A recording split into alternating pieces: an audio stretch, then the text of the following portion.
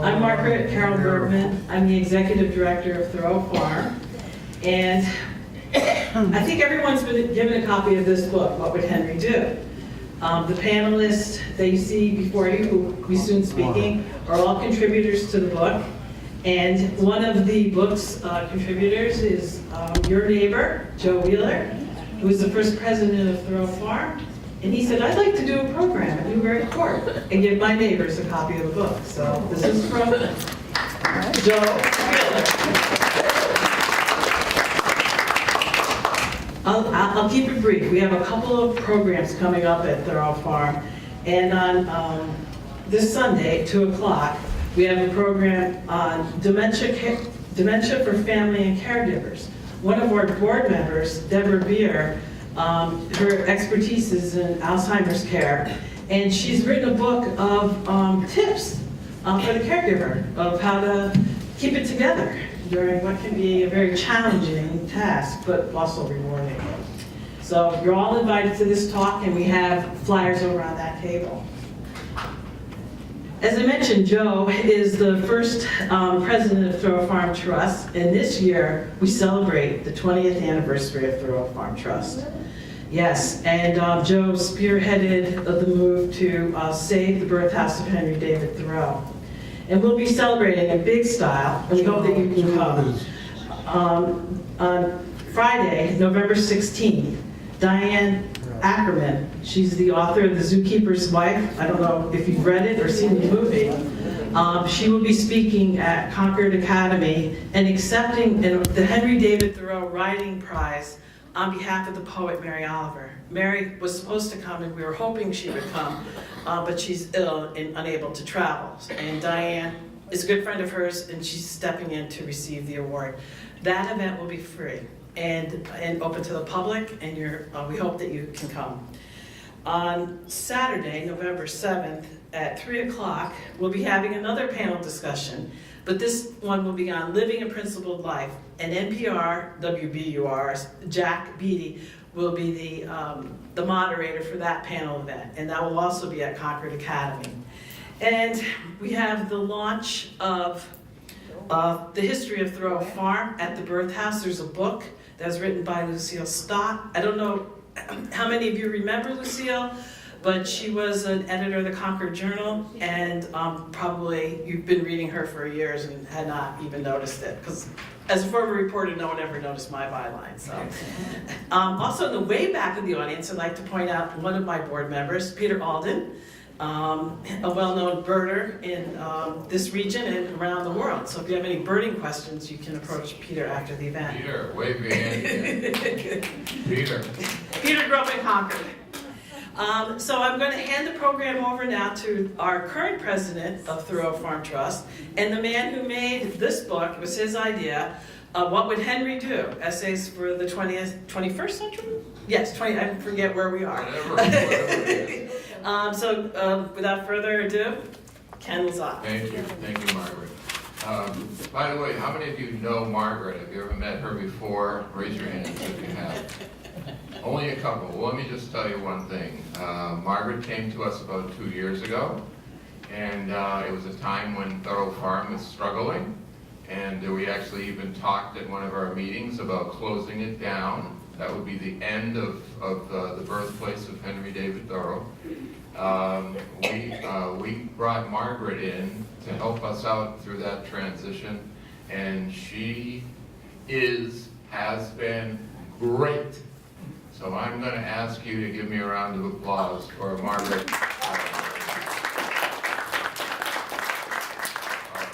$20 that you promised me. I can pick it up afterwards. So welcome. Yes, this is one of our panels. This is probably the 6th. I'm losing track now. But since the book came out last year, we've been having panels, and each panel consists only of people who have been in the book, who are in the book, who have done an essay in the book. And what they're going to do is either talk about their essay or use the essay just to give you their more extemporaneous ideas about what would Henry do. I want to say a little bit about my thoughts when we decided to put this book together. That is that this was in advance of last July, which was Henry's 200th birthday. He's 201 this year. And we were looking at the shape of our world, how things were going, the conditions of our world. Has anybody noticed that we have a few problems here and there in our world? Raise your hand if you've heard that. Okay. Fortunately, we have a new president that's taking care of all of that. A lot of grimaces out there. But what I wanted to do, and what we talked about as a board of trustees, was considering the problems, even in so-called good times, that one can have in the world. If Henry were still with us, what would he think about them? What would he say? And most importantly, what would he do? So that was the genesis of this book. And what we're doing here is to open up a dialogue with you. This is not just us on the panel talking to you, but much of the format here will be either questions from you we could answer, or even comments. What do you think Henry would do about this, that, or that issue? So that's why we're here today. I've got 4 panelists, obviously, with me, and the way the panelists work is that I will introduce one of them at a time, and they will share for a few minutes with you their thoughts about this question: what would Henry do? I'm going to ask you not to ask questions or raise your hands until we're all done with that part of it, and then we'll open it up, and the whole room can be a complete free-for-all. You just go crazy. I don't care if you're dancing on your chairs or you're jumping around. I don't care what it is, but not until the panel's done. Okay? Does that sound like it'll work? Yes. Okay. Well, it will, because we've done it a number of times. So I'm going to begin by saying a couple of my own thoughts in the book. I have an introduction in the book. And what I thought was that what we all need to do in times of turbulence is reflect on what our role models might do. And as many of you may know, Henry David Thoreau was an interesting role model in that he really thought for himself. And he would take actions or he would speak to causes, and he would be someone that could be followed. And yet at the same time, he wasn't particularly looking for followers. He was just looking to do the right thing. There was one of his essays titled Principled Life, which is what Margaret was referring to next month, where we're going to have a special program on that, a life of principle. What happens when you and I exhibit and manifest a life of principle? So my thoughts go to that, and I want to make one interesting comment about the shape of this book once we put it out there, and we were looking for people to write essays for it. Again, I go back to Margaret. Margaret was sort of fearless in asking people if they would be interested in contributing. And so she reached out to a lot of folks, and some people she reached out to, she didn't know if they really would contribute, but felt it was worth asking. So one of them was a man in Georgia, and most of us know him, or all of us know him, I guess. And we know him by one name. And he has a center down there. It's called the Carter Center. So she tried to contact the Carter Center, and they said, well, Jimmy won't come to the phone. And Jimmy does have email, but he's not going to return an email to you. But if you want to ask him to contribute to your book, you need to send a letter. It's the old-fashioned way. How many of you remember writing letters or the mail? So there are only a few hands, I noticed. So Jimmy, so we sent a letter, or Margaret sent a letter to him explaining what this was about. and got no response. Silence. The term these days people say radio silence. Nothing. Crickets, that's another thing people say. We went on enlisting other people to contribute.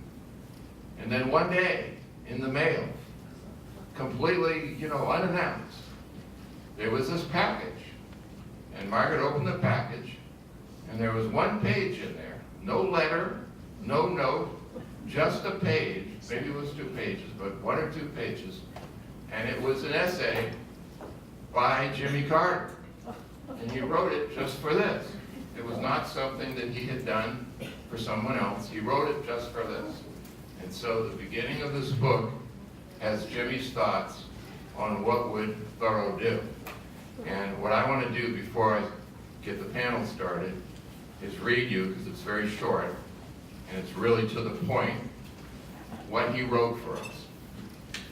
He said, having read much of Thoreau's writing and having visited Walden Pond, I can understand how different were the threats to the environment 170 years ago. Global warming was first detected when I was president by scientists at Woods Hole Oceanographic Institution in Massachusetts. And I was both skeptical and alarmed by their report. It was a few years later that human activity was found to be the cause of the increase in temperature. This is one of the most serious threats to our planet, along with nuclear weapons, and I am sure that Thoreau would be deeply concerned and personally active in combating these problems. Not being averse to civil resistance, he would probably be in the forefront of activists as well as a prolific writer and debater on the public stage. His major weapon would be the logic of his exhortations, and he would be prolific with his explanations of how deterioration of our environment would affect the average person in our society. His emphasis would likely be on the poorest among us being the first victims, as he defended those who were enslaved during his lifetime. And that was what Jimmy wrote for us and for this book. So I don't know if we can clap loud enough for him to hear us down in Plains, Georgia, but So I'm going to move on from Jimmy, and I'm going to turn the panel over to first panelist, Joe Wheeler, who many of you know. And I've mentioned this before when I've introduced this panel, that Joe actually knew Jimmy Carter. So on this page, with Joe's essay, we have a picture of Jimmy and Joe. And it was taken a few years ago, but just a few years ago, right, Joe? Not that long ago. So underneath is Joe's short biography, and it's got to be short because his biography really is pretty long. But I'm going to read that to you, and then I'm going to turn it over to Joe for a few minutes so he can share with you. Joseph C. Wheeler is the fourth son of dairy farmers Caleb and Ruth Wheeler. He was born on Thoreau Farm and educated in the Concord Schools, Bowdoin College, Graduate Institute of International Studies in Geneva, and Harvard's Lightower Center of Public Administration. Capping a 40-year career, he served in 1980 to 1982 as Deputy Administrator of the United States Agency for International Development. He later served as Deputy Executive Director of the United Nations Environment Program, Chairman of the Development Assistance Committee of the OECD, and as a senior staff member preparing for the 1992 Rio United Nations Earth Summit on Environment and Development. After retiring in Concord, Joe served on a number of boards related to population and food production. He served on Concord's Historical Commission as a board member of the Thoreau Society and as the first president of our group, Thoreau Farm Trust, which preserved and maintains the home in which Henry David Thoreau was born. Have any of you been down to the home, by the way, to the house? Raise your hand. How many of you have not been down? Raise your hands. I know who you are. I see you. You should come down. We have the room where he was born, and you should visit it. So I'm going to turn it over now for a few minutes to Joe Wheeler. Well, when I was confronted with this opportunity to make a little essay, I thought I really went crazy. I had the idea that I could, with current science projected ahead a bit, I could bring Henry Thoreau back from Sleepy Hollow Cemetery and have a conversation with him. And he agreed, and he came over and I briefed him about the world for a whole day. And at the end of the day, I asked him if he had any general reactions to what I had said, and he indicated the following: I will now be Henry Thoreau answering to this question. Thanks, Joe. Thanks for spending the time. I appreciated going down to the old house on Main Street where I spent my last 20 years. We went into the house and I was astounded to discover that instead of there being 2 or 3 cords of wood outside the kitchen door, getting ready for the Franklin stove that we had in those days, and for the fireplaces in the living room particularly, where we sat around in the evening, they had something called an electric stove. And then next to the stove, they had a washing machine, and they had a dryer. And I asked, well, how do you heat the house if you don't use any wood? And they said, oh, we have a furnace that uses natural gas. It was a wonderful thing to see. Then they showed me some of the knickknacks around the house. Something called a television set, a radio. I'd never heard of a radio. And there were all of these. There was a communication system, and they had something called a telephone. And I wasn't sure what that was supposed to be, but it was, you could talk into it, and someone somewhere else could hear you and answer you. And it seemed to me that life had really changed quite a bit since 1862, when I went off to Sleepy Hollow Cemetery. Well, then we went outside and was on the road outside Main Street. Certainly improved since my day, when it was just a dirt road. But there were these automobiles, I think they pronounced it, automobiles going up and down, and they each had a motor. And I said, well, you mean there are no more horses? And you said, no more horses for transportation. We only use them for recreation. And so I get in one of these cars, and it had something called a heater and an air conditioner. And lately they say they're putting in little television sets so that you can look behind when you back up, make sure you're not hitting anything. And we went on down to the house where I was born on Virginia Road. And it was not the house you were born in, Joe, but because the house got moved a few hundred yards up the road in the 1870s. But you were born in the house that took its place. So you, in a laughing sort of a way, say you were born in the same airspace as I was.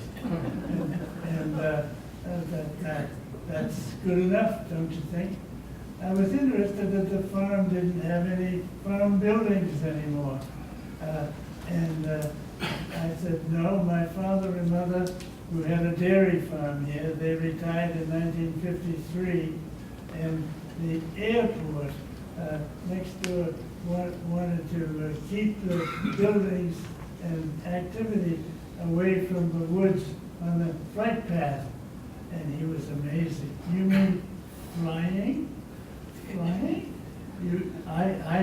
I once argued that I hoped that we would never learn to fly if we were making enough noise on the ground. But when we, at the house, what I discovered was that the noise was so great from the airplanes taking off from that airport that you and I could hardly talk to each other. But then you took me down back of the house and you showed me something that they were funny panels kind of thing, and that you said, well, this is to generate electricity. And I wondered how electricity got generated. He said, well, actually, most of the electricity gets generated by burning coal, and that seems to be the big problem. The globe is heating up very gradually, but it's very dangerously, and we need to get the CO2 out of the atmosphere, or at least stop putting it into the atmosphere, because the sun hits that CO2 and causes an increase in the temperature on the earth. And so I heard all of that and wondered how they were going to, what they were going to do with it. That's what these panels were. They were solar panels, and apparently if you have enough of them, you can generate quite a bit of electricity, but not nearly enough to take care of the problem. And then I asked what else they had in mind, and he said, well, they're talking about big windmills. So how big is a windmill? Well, it's about 10 to 15 times the size of those Dutch windmills we read about in the books. And they're going to be putting some offshore in Massachusetts. And we're hoping that those windmills will generate some more electricity, but that's still not going to solve the problem. We got big problems. We have, nowadays, you may not realize it, but we have 200 countries. And the countries all had a big meeting a couple of years ago in Paris, and they agreed that each country should do what it can to reduce the amount of CO2 going into the atmosphere. And the only problem we have with that is that we don't know completely what to do in order to prevent CO2 from going into the atmosphere. We know about some things, but we don't know about everything. We know that we need to stop using coal as a fuel, and that will be that's the most important contribution to the problem. And so every country went off agreeing that they would sort of review the situation and come back in a couple of years and describe what they had done and what they intended to do in order to slow down the production of CO2. Well, the only problem we have is that in the United States, we had a president who cared about these things, and he started taking some actions, but his second term of office ended, and we had a new president who, so far, he's now come to agree that the Earth is warming. He just doesn't agree, he just says we don't know why it's warming. And so there is, it's quite clear that there's a big educational job that needs to be done all around the world in order to take the steps necessary to cut down on CO2. Now, one thing I wanted to say is that I appreciate that you have in Concord, you have the Concord Land Conservation Trust, And then one of the presidents of that is living in your facility, Marion Thornton. And I don't know if she's here today, but I'll tell you that that organization and Gordon Shaw was a member of the board. They had preserved an enormous amount of land in Concord. And that's what I recommended back when I was writing. I recommended that every town have a woods where they let the trees grow, and I understand that growing of trees is one of the steps that can be taken in order to absorb CO2. So, good going, Marion and Gordon, on the long effort that you've made along with people in Concord to preserve the environment. Now, and Joe, you told me about all these wars that have taken place. There was one in 1870, one in 1914, another one in 1939. And millions of people were killed in these wars. But one of the things that happened in these wars was a competition of science. And I went to Harvard, and that the year before I moved over to Sleepy Hollow, there was a small institution that was created downriver a little bit from Harvard. I think that its name might be the Massachusetts Institute of Technology. And I've heard that there are a few people who've been associated with that institution that live in your community. So anyway, the scientists are very important to the world. But this competition took place not mostly with MIT scientists, but with scientists from the world and from the United States. And they created a bomb that would explode and make enormous damage. And it happens that the Germans were trying at the same time, but the Americans won the competition to come up with a bomb first. And then they used it over Japan, and that made it millions, hundreds of thousands of people were killed. Hiroshima and Nagasaki, and the point was that the Americans did not have to invade the mainland, and it saved thousands of American lives. But you can see. Please, can you fix the mic? You can see the issue there.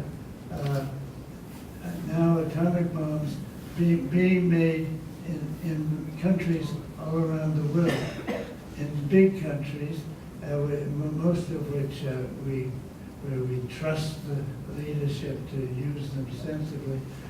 We now know that there are all kinds of people who would like to have an atomic bomb, and that could really mean the end of generations of human beings, and we need to do something about it. So, at the end of this, I'd like to say there are two things I'd like to work on if I were able to come back to Concord.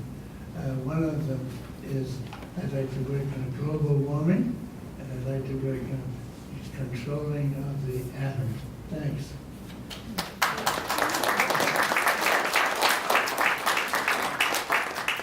I was going to ask you if he told you he wanted to come back. You remember? We didn't get to that subject. That may be its own answer, right? Okay, we're going to move now next to our next panelist, Christy Lynn Martin. Christy Lynn Martin is a doctoral candidate in American and New England Studies, Boston University, and I want you to know that she hesitated to come here today because she's studying so hard and so much. Am I right? There was some question.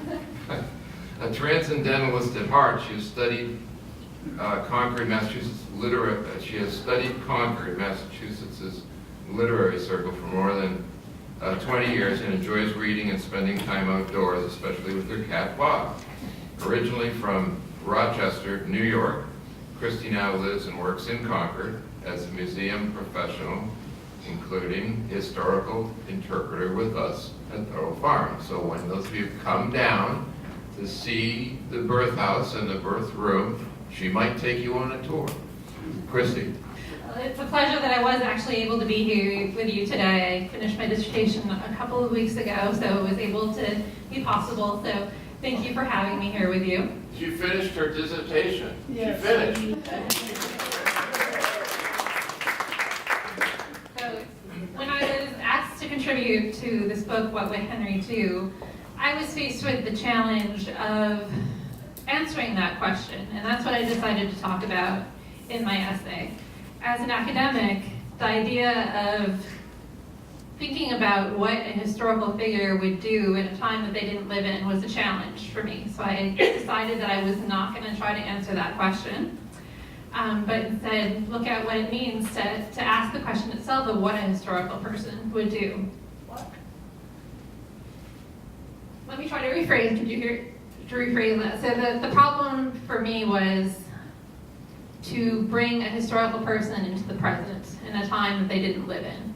So that was the challenge that I wanted to look at in my essay, and what other questions that raised for me by asking the question, what would Henry do? And one of the things that it suggested to me was that for as many readers as there are of Thoreau's works, there are as many Henry David Thoreaus who might do something different. So we all might have a very different answer of what would Henry do based on who we think Henry David Thoreau is. And it also posed to me the question of what if we might make a different choice than Henry David Thoreau would do? In his writings, he's often very critical of his readers' choices. He challenges them and the life choices that they make and asks them to think differently about the way that they are living their lives. And we might not always want to make the same choice that Henry David Thoreau makes. And what does that mean for us as readers? Does that mean that we are Thoreauian if we would do the exact same thing that Henry David Thoreau might do? So those are the questions that were raised for me, and I ended up concluding that the biggest takeaway from Thoreau's works was that he wants us to live consciously and deliberately by our own principles, not necessarily his own, but he wants us to think about how we want to live today and how we want to engage with the issues that we're facing consciously, and making sure that we're making those decisions for ourselves and not just going with the flow. Okay, next, Maria Madison. Maria is president, co-founder of the Robbins House Board.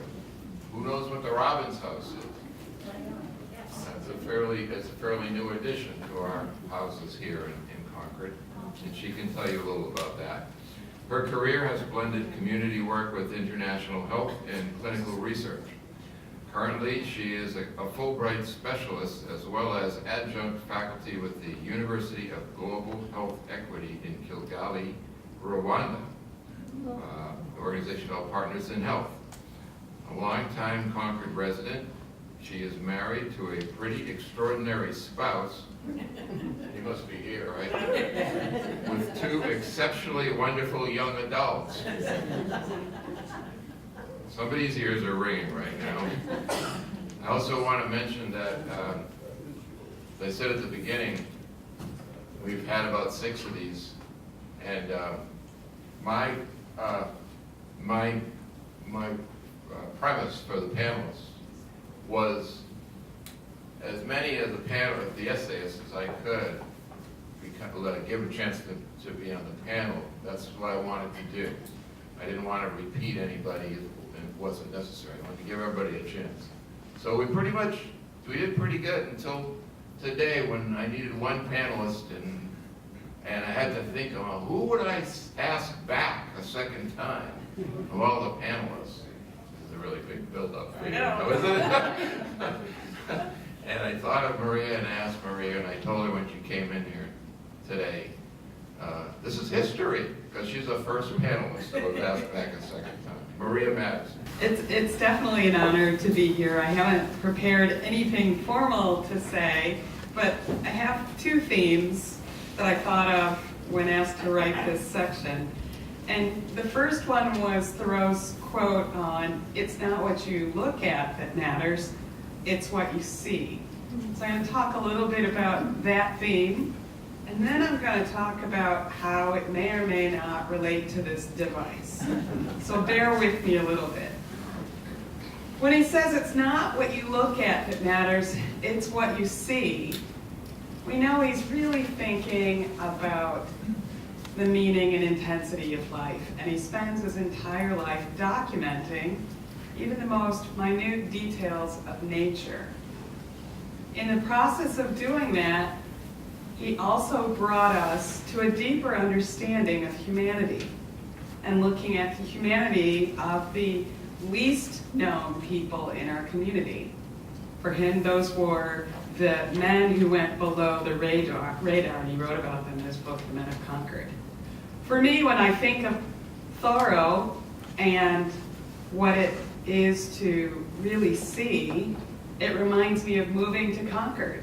As a black woman with my biracial family, what was the Concord we were seeing? If it was what I looked at, it was 99% white.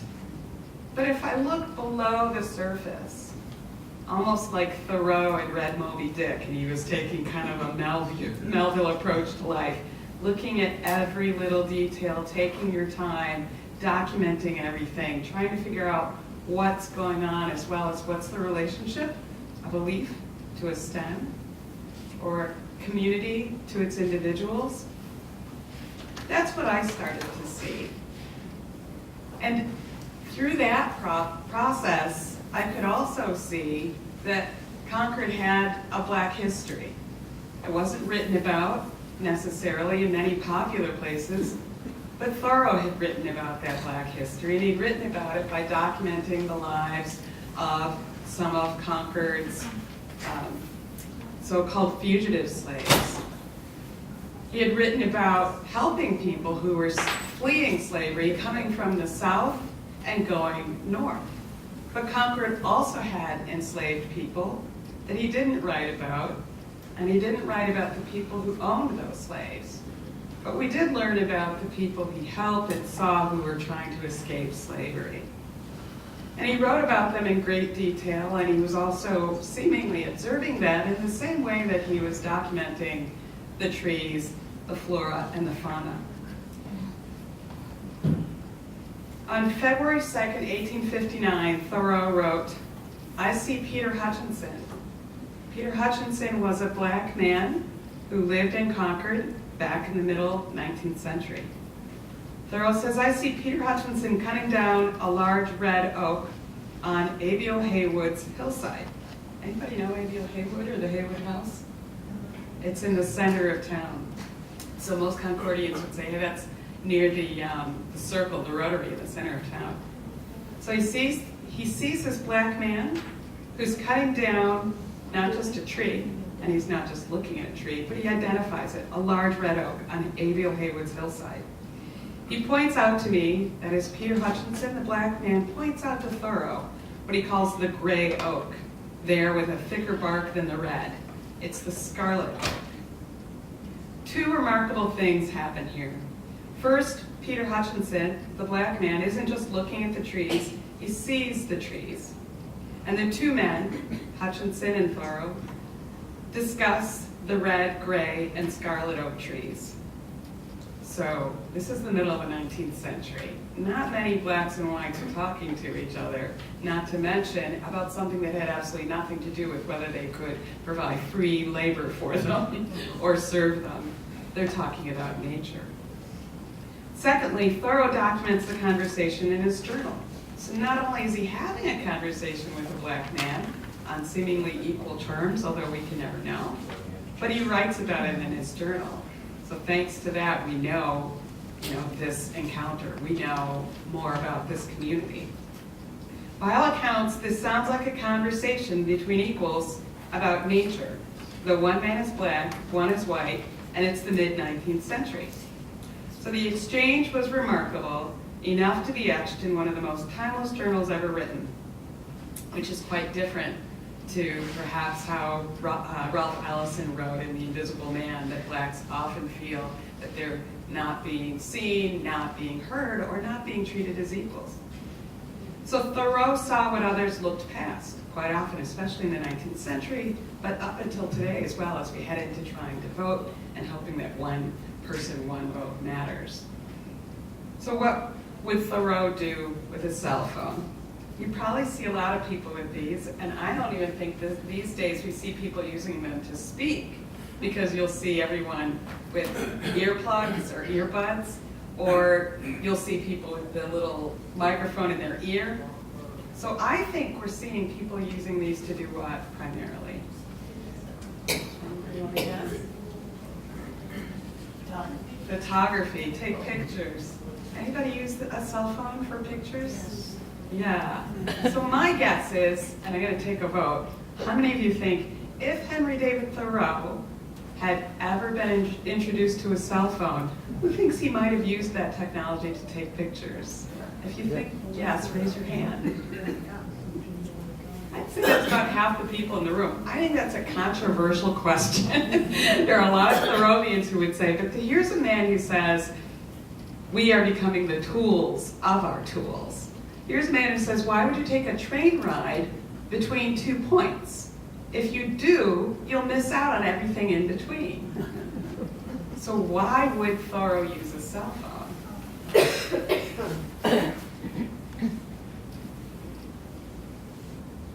I think if you Google whether Thoreau would use a cell phone or not, people would say he would be pissed off because of the lack of simplicity. He would say technology pulls us away from our natural environment, and Thoreau would describe how, though a person can travel by train and get to his or her destination quicker, the life experience that she or he is missing out on is more important than the time it took to get there.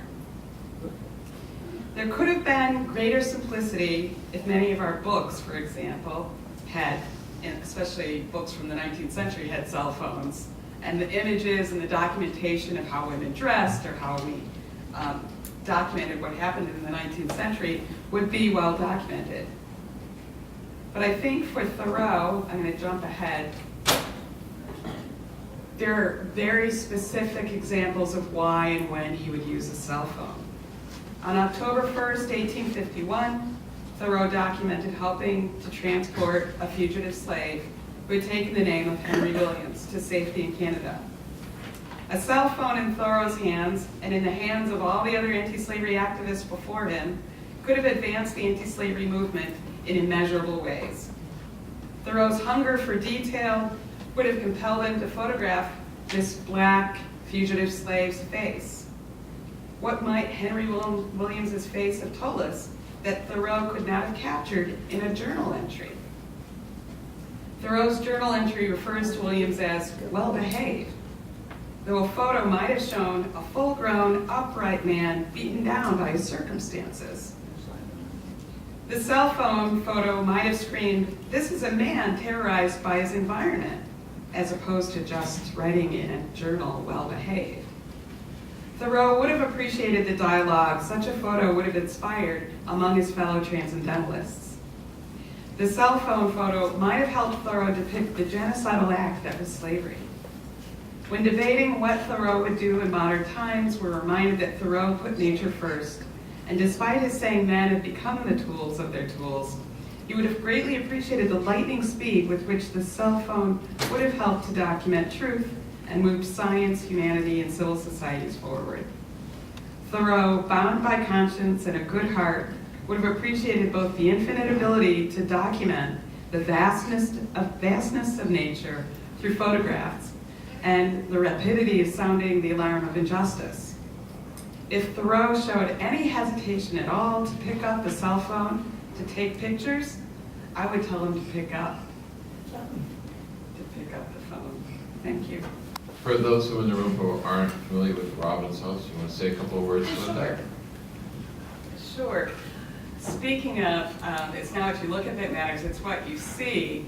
We, when I moved and started looking for, evidence of the Black presence in Concord, beginning as early as the 18th and 17th century, we started uncovering many places, including Sanborn Middle School. Anybody know who Sanborn was named after? Frank Sanborn. Anybody know who Frank Sanborn was? Yes.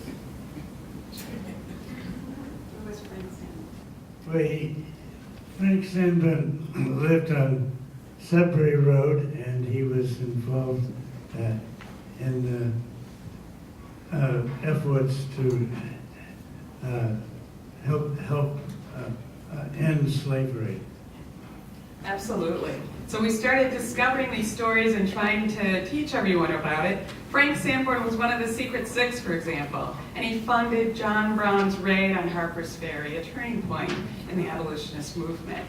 So we also, through the help of townspeople, discovered a house that had been inhabited by some of Concord's earliest African residents, the Robbins House. So we, through the town, and maybe through many of you, were able to purchase that house, move it across from the North Bridge, the North Bridge, of course, being the site of the first successful battle in the Revolutionary War. And when we moved it across from the North Bridge, we were able to restore it, preserve it, and adapt it to what it looked like when the earliest African inhabitants lived in that house, including a fugitive slave who had fled New Jersey. So we've had the house open for a couple of years now, and we've had visitors from all around the world. We have 7,000 visitors every summer.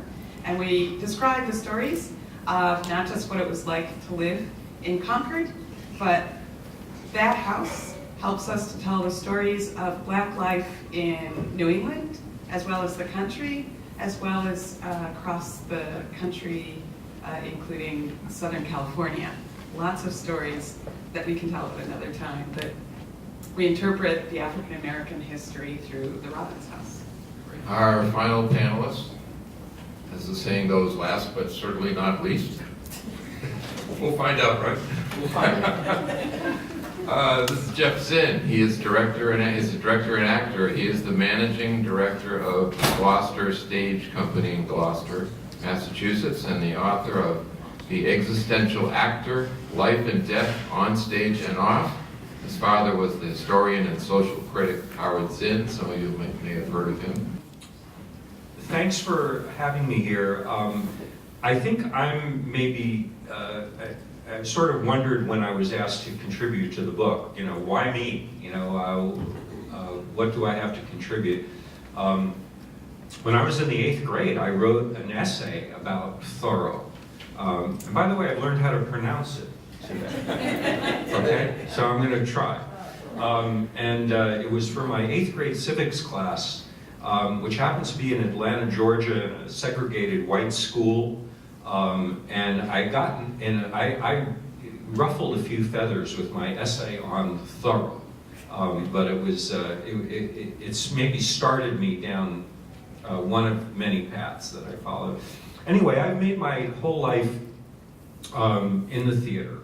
As Ken said, I'm a director, I'm an actor, and I spend a lot of time trying to figure out how we do what we do in the theater. And we're all of us are audience, right? I mean, we see actors all the time, and they make it look easy. Except when they're bad at it. So as a director and an actor, I've spent some time trying to figure out how to do that. So my book kind of pulls it apart in kind of investigation of the techniques that actors employ to do what they do. And one of the things that I honed in on in my book had to do with the notion of action, of as an actor, when you're about to go into a scene, when you're about to play a part, the question is, the cliche question for actors always is, what's the first thing we think of when we think of method actors? What's my motivation, right? What am I trying to do here? But the more pertinent question, and the question that you'll find, and because that's a cliche now, you'll never hear anyone in a rehearsal room saying, "What's my motivation?" anymore. It's just absolutely verboten. But what we do here is, "What's my action?" In other words, what do I do? What am I actually about doing as I enter into this situation? And it's interesting that this book asks the question, what would Henry do? Right? Not what motivated Henry, but what would Henry do now? What action would he take? And in preparation for today, I revisited Thoreau's essay, Civil Disobedience. And because I thought that would maybe be the most pertinent thing we could think about today in this question of what would Henry do. How would Henry David Thoreau act? What actions would he take, especially in terms of civil disobedience, in response to the government that he would witness here, and what's happening in the world? And in this question of civil disobedience and actions that one would take and that we should take, there's something that's been bothering me recently, which is the response to the actions that were taken recently during the Kavanaugh hearings in the Capitol, where the thousands of women and men who showed up to express their outrage over what was going on during that hearing were characterized as an angry mob. This has become a talking point, right? It's a mob.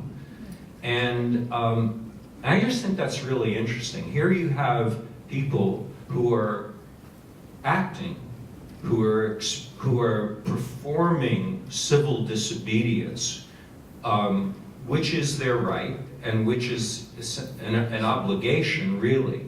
And Thoreau in his essay, Civil Disobedience, makes a point about the inadequacy of voting, right? How voting in a certain way absolves us of other more direct actions. And it's not that we shouldn't vote. We should. And I urge all of us here in this room to vote in a few weeks. But that's not enough. It's too easy in a way. And it's hard enough, right? But it's also too easy. And that we must take action, that we must do right, and if we feel our government is doing wrong, that we must take actions that express the right. And I think one of the things that Thoreau would be doing with his phone, with his iPhone, if he were here, he would be blogging, right? He would be recording, he would be taking pictures, but he would be using it as a communications device to express his opinions and thereby taking action. And that's something that all of us can do. We can write, we can speak, we can express ourselves, we can go on record, and that's important. My father was a political scientist and a professor of history, and wrote and spoke. I always said that he taught at Boston University for many years, but I would always tell people, well, that was just his day job. His real job, his life job was activist. He took action through his whole life. And so, and one of the points that he would always make is that the actions that you take in the face of the overwhelming power of the state, those actions always feel to us to be futile. they always feel insufficient, insignificant. How could I possibly make a difference in the world?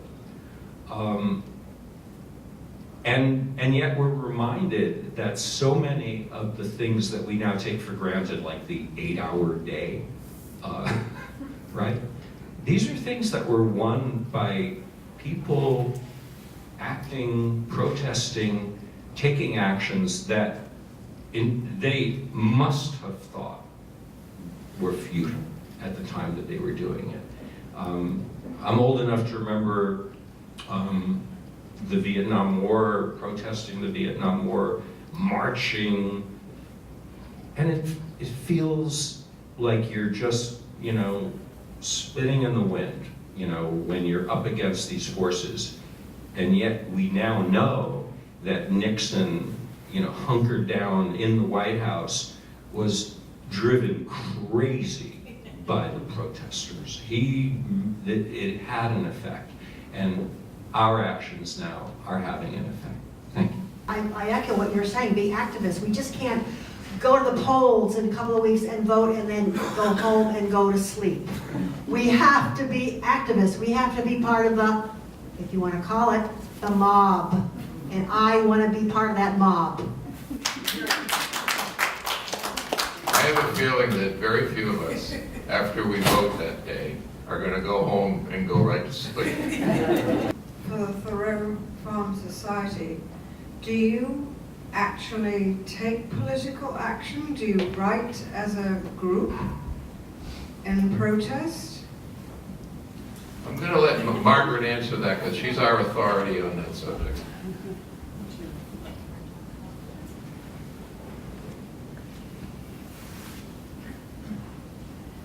As a 501c3 nonprofit, we can't do any kind of, we can't endorse political candidates or take political action, but we certainly can have a forum for discussion and debate. And that's what this book is trying to accomplish, so I hope it is. Okay, someone else? Can I speak to that? Oh, yeah, sure. This is one of my pet peeves, this business about nonprofits not taking political positions.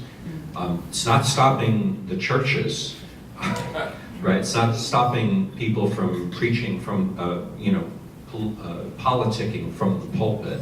And I often think that folks on the more progressive side of the equation are much more careful than the other side. But I'm not saying you're doing it wrong. You're following the letter and spirit of those regulations, but maybe we should stop doing that.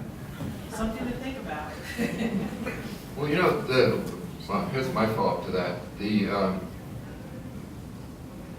Probably, maybe the difference, I'm speculating, but maybe the difference between the bind, if you call it that we're in, and similar organizations, and the churches, is the constitutional separation of church and state. They can get away with it. And I'm thinking about my brother-in-law works for the Woodrow Wilson Policy Center. Anybody ever heard of that? So that's in Washington, D.C., and it's one of the major think tanks. And it tends to be progressive. It's not supposed to be per se, but that tends to be it. And when Trump was elected, and of course all of his, I don't have to describe what he's like, but they had a lot of fears that they're not fully funded by the federal government, but they're partially funded. And they had a lot of fears about that. Now they didn't change their whole thing, but they felt they had to sort of be careful on what they did. So I think, and with us, I think it's unlikely that our what is it, a 503? 501. Okay, I think it's unlikely that we pulled away from us, but there is that threat. So I don't know. That's quite possibly a difference between what the churches can get away with and maybe the rest of us worry about. It seems like one of the things that's missing in the discussion politically here in America and around the world, as well as in our worshiping of Thoreau and all his fabulous ideas and comments, is the fact that when Henry was alive, population on our planet was like under 1 billion.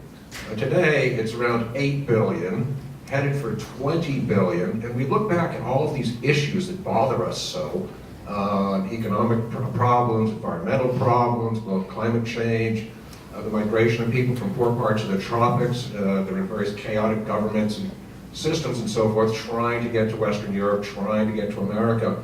The population stabilization seems to be missing from both the Democrats and the Republicans today.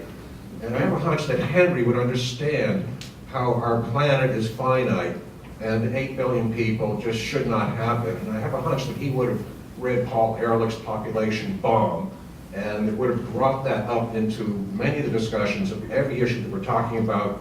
It looks like this gross overpopulation of the planet is right there. It should be out there, and we just, our hands have been tied by the use of the A word. I won't tell you what it is, but it's A, B, blah, blah, blah, blah, blah. But I have a hunch that Henry would be very involved in trying to figure out some way to stabilize population or the number of children that people have. Do any of you have any comments on that being an issue that's been ignored by our government and not talked about in all of our talks about Henry?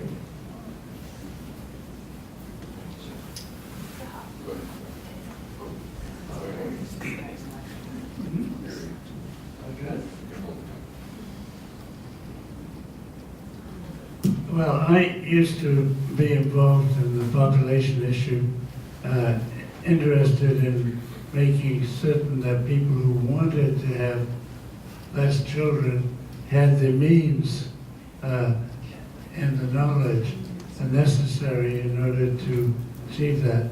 And I think the aid program has had an enormous success in changing attitudes on this question around the world. And you have some interesting situations where you have Iran, which is very strong in its family planning efforts. And you have Indonesia, which has taken the issue very seriously, and Bangladesh, which has slowed its population growth remarkably since it became independent from a more conservative society in what was used to be called West Pakistan. And so that's one side of it. Another side of it is that it seems that it's very important in affecting birth rates to have girls' education. And girls' education has become quite popular in aid programs and in national governments and local governments. And I think I would note that we have many countries now in Europe which have actually, they're seeing their birth rate below replacement level, and that this has something to do with the fact that they have universal education and universal availability of the means of controlling population at the family level. Thank you. I completely agree with what Joe said, and I just want to add that part of the problem is who makes the decision on birth control and women's lives and women's bodies. So it's an east-west, north-south conundrum. If we look at the rate of control over who has access to fertility in sub-Saharan Africa, for example, those are international agencies that appear to have objectives at odds with local and traditional customs. So I worry about who the decision makers are on how to balance the equation. And then I also recommend reading Factfulness, written by Hans Rosling, because there are hints that while we want to make sure that there's a net rate of reproduction, a nice balanced population number for the globe. There are other things going on, like the Industrial Revolution when that happened, that are checks and balances on population control. And the last thing I want to mention again is, while we're trying to do that, maybe, at least for me, the bigger question is, how well are we educating, going back to Joe's point, those individuals who are growing in population, especially in this country, with the demographic shift. The majority of the population will be minority people, and especially by 2044, I think, and in Boston it already is.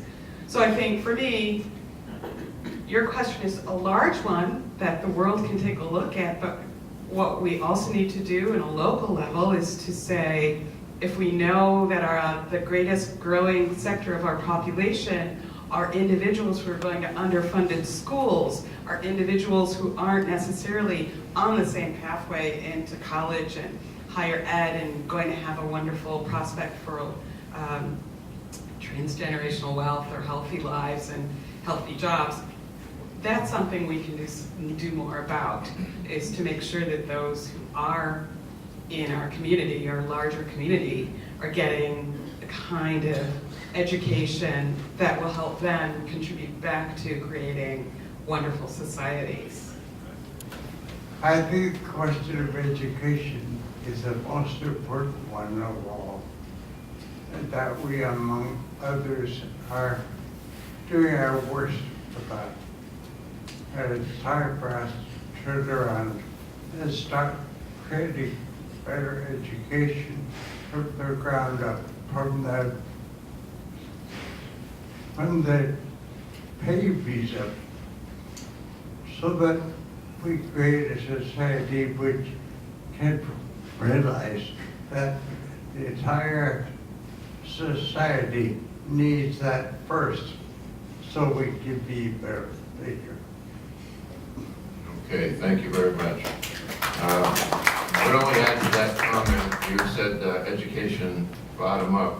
And Joe, when he was talking, said we might need a lot of education from the top down, right? In these times, right? So I'm going to thank you all for coming and all. Before you go, I have one last comment of my own. It's in reference to what Jeff had said when he said he learned today how to say the name Thorough. People think it's Thoreau. And it is. Here's something you may not know. Some of you may know this. When Henry was born, he was born David Henry Thoreau. He didn't like that. He liked the thorough pronunciation, so he changed things to Thoreau, not Thoreau. He also didn't like to be called David, so he switched his names. So David Henry Thoreau changed his name to Henry David Thoreau. That is the truth. Okay. So again, thank you for coming. I want to ask you to give a round of applause for, Maria Madison, Christy Lynn Martin, Jeff Zinn, and of course, the inimitable Joe Wheeler.